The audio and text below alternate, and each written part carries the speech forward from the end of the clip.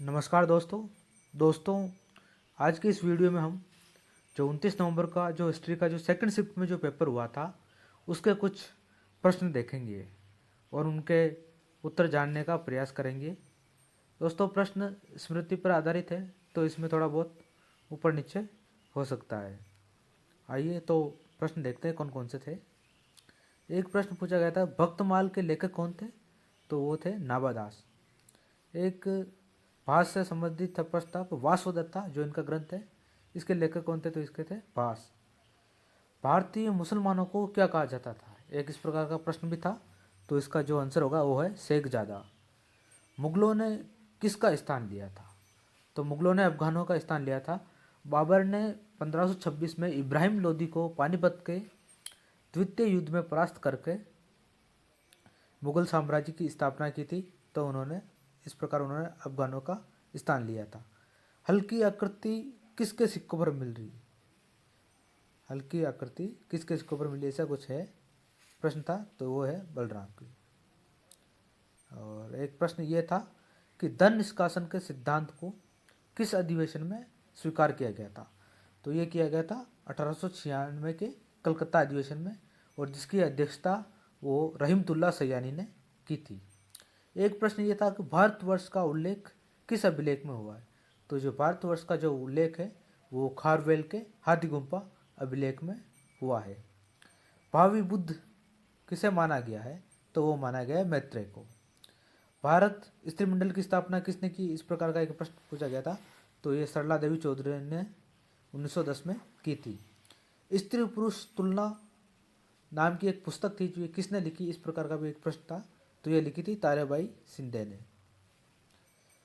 एक प्रश्न ये था कि बाबर ने जो तुलुगुमा जो पद्धति है वो किससे सीखी थी? तो ये सीखी थी उसने उज्बेकों से, और इसने इसका सर्वप्रथम प्रयोग यहाँ पर पानीपत के युद्ध में किया था, जो पानीपत का द्वितीय युद्ध था जो बाबर और इब्राहिम लोदी के बीच में हुआ था, और इसी पद्धति की वजह से बाबर को विजय मिली थी।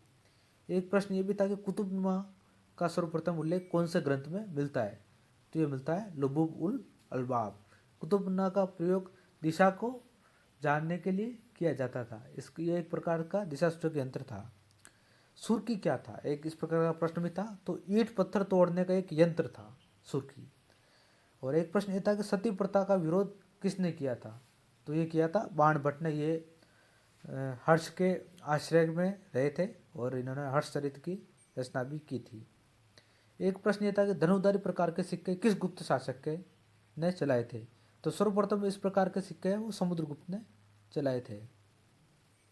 एक प्रश्न ये भी पूछा गया था पाषाण काल से कि किस नवपाषाण स्थल से हड्डी के उपकरण मिले? तो ये मिले चिरांद से। चिरांद बिहार का एक नवपाषाणकालीन स्थल है।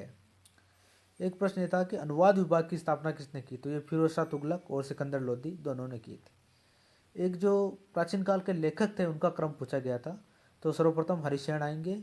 हरिशरण समुद्रगुप्त के समकालीन, कालिदास चंद्रगुप्त विक्रमादित्य, और वत्स भट्टी ये है अपने कुमारगुप्त, और रवि कीर्ति ये थे अपने पुलकेशन द्वितीय के समय इन्होंने।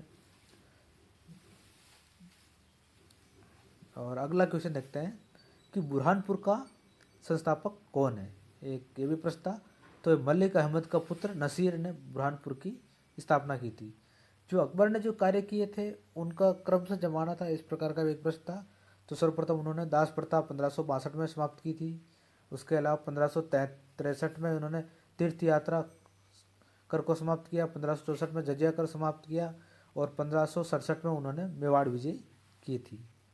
एक सामाजिक सुधार से संबंधित भी प्रश्न पूछा गया था। ये प्रश्न रिपीटेड है, और अगर आपने नेट के पुराने पेपर अच्छे से सोल्व किए होंगे तो ये आपका सही हो जाए होगा। तो सर्वप्रथम लॉर्ड वेलेस्ली ने शिशु हत्या को समाप्त किया था 1804 में। फिर लॉर्ड विलियम बेंटिंक ने 1829 में सती प्रथा को समाप्त किया। लॉर्ड एनलबरो के समय 1843 में दास प्रथा को अवैध घोषित किया गया। और डलहौजी के समय विधवा पुनर्विवाह अधिनियम ये ईश्वरचंद्र विद्यासागर की सहायता से पारित किया गया था। कुछ और देखते हैं। एक प्रश्न था कि अकबर के आगरा किले का निर्माण है वो किसकी देख रेख में हुआ था? तो ये हुआ था कासिम खान की देख रेख में। ये कुछ राजवंशों से संबंधित और शासकों को मिलाना था। तो महेंद्रपाल गुजर प्रतिहार वंश से संबंधित है।